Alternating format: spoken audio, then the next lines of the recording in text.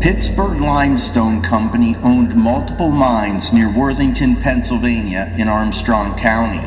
To improve production and prevent a union from forming, wages were increased for its workers, and a company town was built for them to live in. 26 buildings were erected in the 1910s and 20s, including a manager's home, a boarding house, and 4 rows of duplexes and single-family dwellings.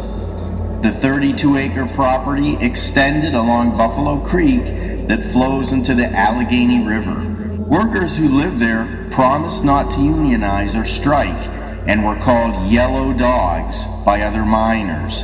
They named their village after this insult to thumb their noses at the Union men. Mining operations in the limestone quarries actually began in 1890.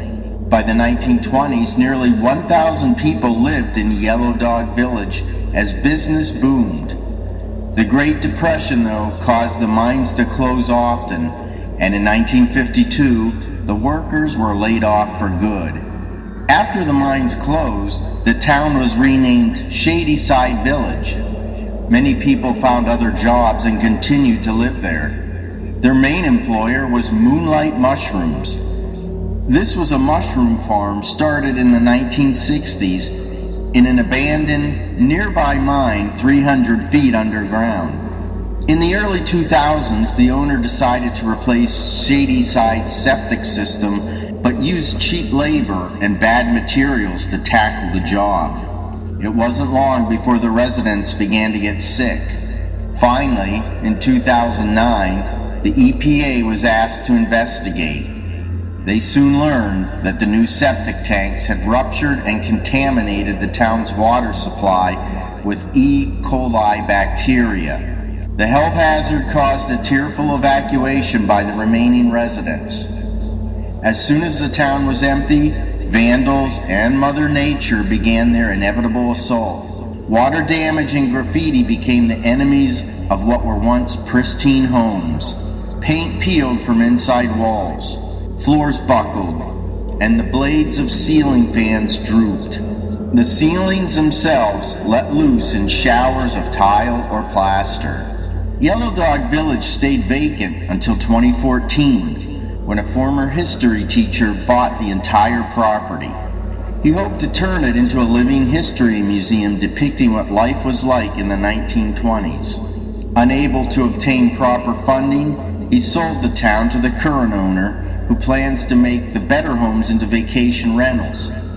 He'd like to preserve the other buildings too, and return them to their original appearance. To pay for renovations, tours are now being conducted for $30 a person. A schedule of these open hours can be found on the Yellow Dog Village Facebook page. Visitors must also sign a waiver and explore at their own risk.